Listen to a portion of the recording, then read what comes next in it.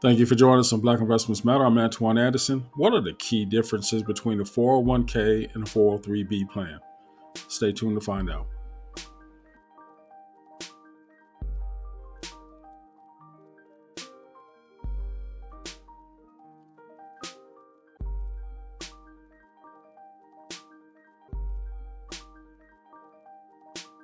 The only difference between these two retirement plans are the entities that actually put them forward. In a for profit corporation or company, it's a 401k plan. In a nonprofit company or organization, it's a 403b plan. For profit corporations could be any number of businesses out there. UPS, Amazon, they may have a 401k plan for its employees. They are for profit companies. Nonprofit organizations, uh, universities, schools, um, private funds, those are nonprofit organizations, churches. These 403bs do the same thing as a 401k, which is set aside money for the employees of these organizations so that when they are no longer with the organization as an employee, there's something to retire on. Now, the only question that you should have is how much should you contribute to your retirement plan? Whether you're entering into the workforce as a youngster or you've been in there quite some time and are close to retirement, that's up to you, your strategist, your financial advisor to make the best determination for you. However, if you don't have a plan, if you are opted out of it, you're actually leaving money on the table. Why? Because most plans offer what is called matching.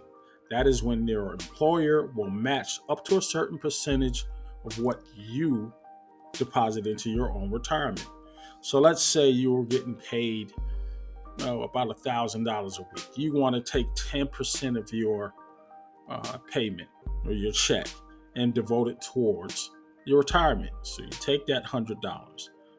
The company will match that $100 up to a certain percent, depending on how much you are vested. If your company only matches 4 to 6% of your contribution, then that's what I would use as a measurement of how much I am going to put in there. Now, of course, you can put more than what the company matches, but why not use that as a rule of thumb? If your contribution up to a certain percent of your income can be matched fully by your company, then why wouldn't you take advantage of that? It means that you are getting more bang for your buck. So when that time comes for you to retire, or if there is a need that you may have, this is a line of credit for you in some cases, depending on your plan's policy. If you want to buy a house, if you want to pay off a house, if you have an emergency come up, there are hardship withdrawals. If you have a child going off to college and you still want to pay for college or trade, well, I'm not sure if it lets you do the trade schools yet. Might be something you might look into. But anytime you need some cash, it can actually be a line of credit that you're paying yourself back from if you take it out as a loan. There are severe penalties.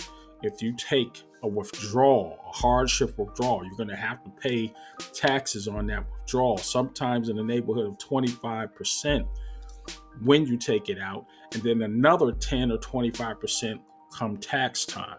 It is definitely not something that you want to take lightly of. This is not a savings account. There are some penalties that could be very costly in the long run. As always, definitely check with a financial advisor, a professional, and definitely make sure that you're not using this money as your own personal piggy bank. This is just one more example of be careful of what you are using this money for. Do not go out there and make rash decisions. And as always, all money's not good money, so watch how you spend it. Thank you for listening. Talk to you later.